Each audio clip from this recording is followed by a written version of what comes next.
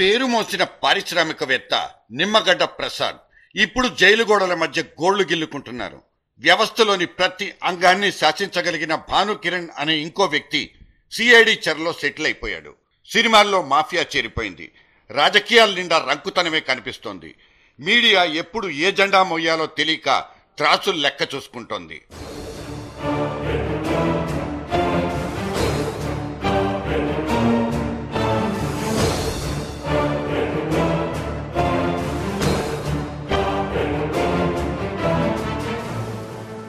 అవును, అంతా కలుషితం, కలగాపులగం. రాష్ట్రంలో ఇప్పుడున్న పరిస్థితుల్ని గమనిస్తున్న ఒక పెద్ద మనిషి చెప్పింది అక్షరాల నిజం. The system got locked. మన వ్యవస్థ మొత్తానికి తాళం పడిపోయింది.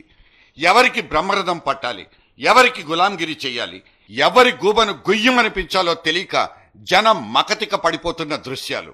జైళ్లు, బెయిళ్లు, అక్రమాలు, దురాక్రమణలు, ఓదార్పులు, నిట్టూర్పులు, నాలుగు దిక్కులా ఏ వైపు చూసినా అయోమయం, గందరగోళం. ఖచ్చితంగా ఇదే పరాకాష్ట, ఇదే పతనావస్థ కూడా.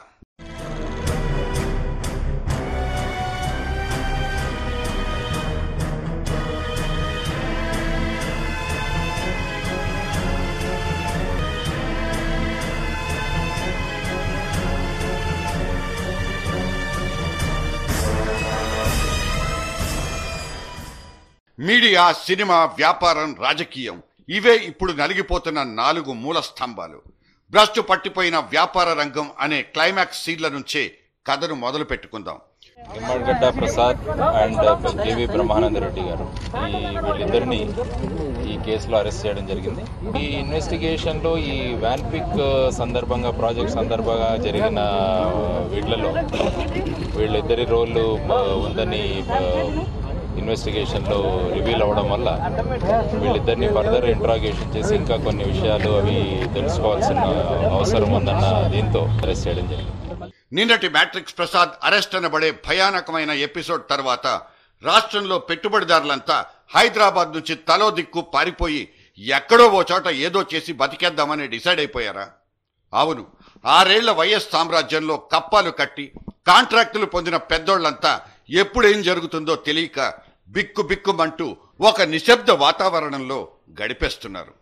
రేపటి మిగతా జాబితాను తయారు చేయడానికి, మిగతా వివరాలను తయారు చేయడానికి నిమ్మగడ్డ ఇచ్చేటువంటి ఆధారాలు, వివరాలు అనేవి చాలా కీలకంగా కాబోతున్నాయి.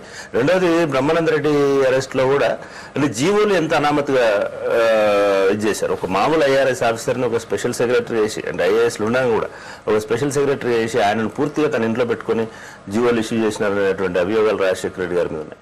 26 జీవోల మాటన జరిగిన అంతులేని అవినీతి ఇవాళ రాష్ట్రంలో ఒక శ్మశాన వాతావరణాన్ని మిగిల్చిపోయింది. తవి తీస్తున్న కొద్దీ, తట్టల కొద్దీ అవినీతి.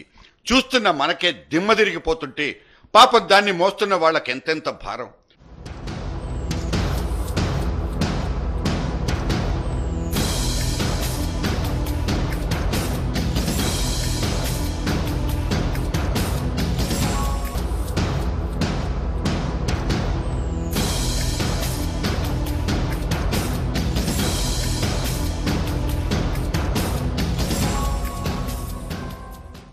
రైతులు బాగుపడలేదు, వస్తామన్న పరిశ్రమలు రాలేదు, జనాలకు ఉపాధి దొరకలేదు.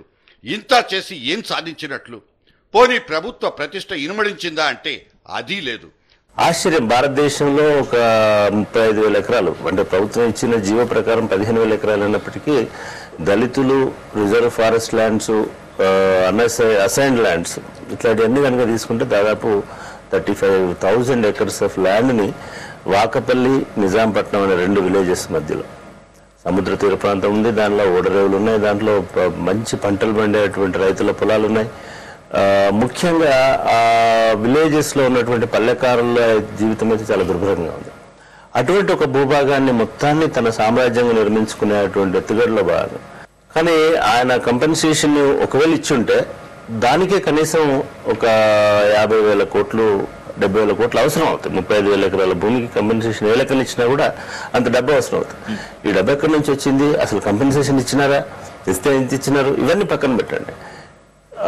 ప్రభుత్వానికి, అప్పుడున్నటువంటి ప్రభుత్వానికి ఆయనకున్నటువంటి సత్సంబాలని, నేను అంబానీ తర్వాత నాకు తెలిసైతే అంత పెద్ద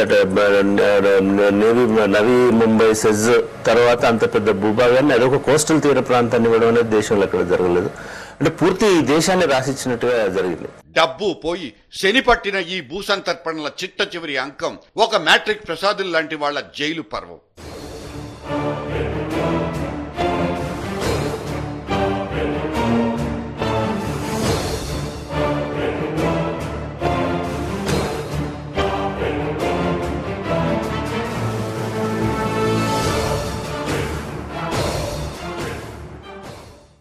సత్యం రామలింగరాజు, మ్యాట్రిక్ ప్రసాదులు లాంటి తెలివైన వ్యాపారవేత్తలు మన రాష్ట్రం పేరును ప్రపంచ పటంలో ప్రముఖంగా చూపింపచేసిన వాళ్లే.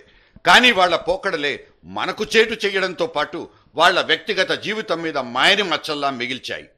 వేల కోట్ల వ్యాపార సామ్రాజ్యాలు నిర్మించుకున్న వాళ్లు ఇవాళ జైల్లో దుర్భర జీవితాన్ని గడపాల్సి వస్తోంది. ఒకవేళ బయట చెప్పుకుంటున్న సకల సదుపాయాలు అక్కడ వాళ్లకు సమకూరినా సమాజంలో మాత్రం వాళ్లకున్న పరువు ప్రతిష్టలు పూర్తిగా మంటగలవకుండా ఉంటాయా? పరిశ్రమలు, వాటి అభివృద్ధి అనే సబ్జెక్టులో మన రాష్ట్రాన్ని గుజరాత్తో పోల్చేసుకున్న ఆనాటి వైఎస్ పారిశ్రామిక రాజ్యం రేపటి రోజున అడ్రస్సే లేకుండా గల్లంతవ్వబోతోందా? కేసులు, దర్యాప్తులు అంటూ తవ్వి తీతలతోనే తిత్తి తీస్తామంటున్న సిబిఐ సీజన్ రాష్ట్రాన్ని పరిశ్రమలకు దూరంగా జరిపేస్తోందా? అదిగో 10 అడుగుల దూరంలోనే పారిశ్రామిక పతనం. ఇక్కడ కూడా వ్యాన్పిక్ భూముల్లో కానివ్వండి, లేకపోతే అదేనాలో కానివ్వండి, అనేక భూముల మీద కానీ వీటన్నిటి మీద కానీ తప్పు జరిగింది అనగానే దాని మీద జవాబుదారీతనం ఏంటి, దీని మీద ఏం యాక్షన్ తీసుకోవాలనేది తీసుకోకపోవడం అనేది చాలా బాధాకరం. దానివల్ల ఇదంతా అవుతుంది. ఈ ప్రభుత్వం జవాబుదారీతనం లేకపోవడంగా ఈ నిందలంతా తిరిగి పారిశ్రామికవేత్తల మీద, మిగతా వాళ్ళ మీద వస్తున్నాయి. ఇది మంచి పద్ధతి అయితే కాదు.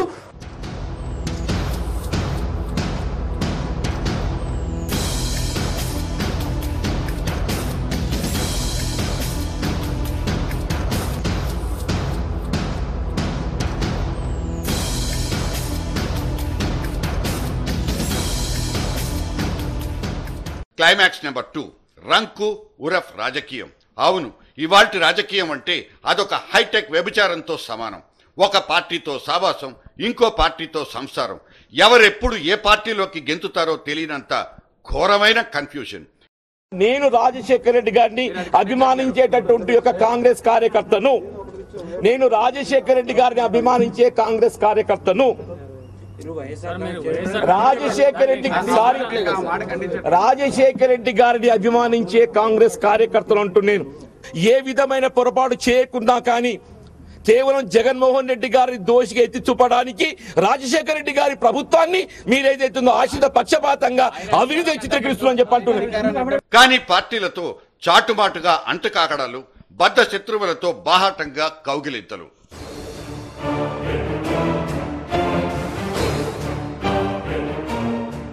మూడు నెలలకోసారి టంచనుగా వచ్చిపడే ఉప ఎన్నికలు ఎందుకు వస్తున్నాయో తెలియదు, ఎందుకు ఓట్లేస్తున్నామో అంతకంటే తెలియదు.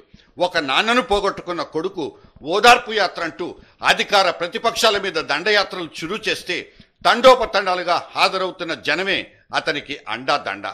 ప్రజలే న్యాయ నిర్ణేతలంటూ ఒక కొత్త పార్టీ పాడుకుంటున్న థీమ్ సాంగ్ 30 ఏళ్ల ప్రధాన ప్రతిపక్షానికి 125 ఏళ్ల అధికార పార్టీకి గుండెలు జారిపోయేలా చేస్తోంది.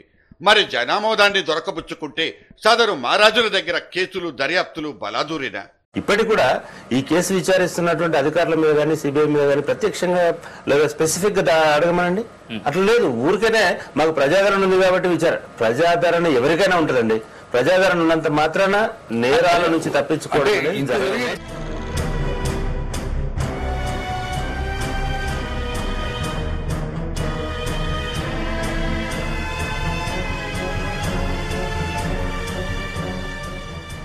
4.5 కోట్ల గుండెల్లో గూడు కట్టుకున్న ఒక ప్రత్యేకమైన సెంటిమెంట్ పరకాల రచ్చబండ మీద ఇవాళ కుక్కలు చింపిన విస్తరే కనిపించడం ఆశ్చర్యకరమైన ఇంకో అంశం. వాళ్ళు ప్రచారం చేయడం లేదు. ఈ రోజు ఏ క్యాండిడేట్ ను మనం డిక్లేర్ చేస్తే టీఆర్ఎస్ పార్టీ గెలుస్తుంది అనేటువంటి పరిస్థితుల్లో టీఆర్ఎస్ పార్టీ ఉంది.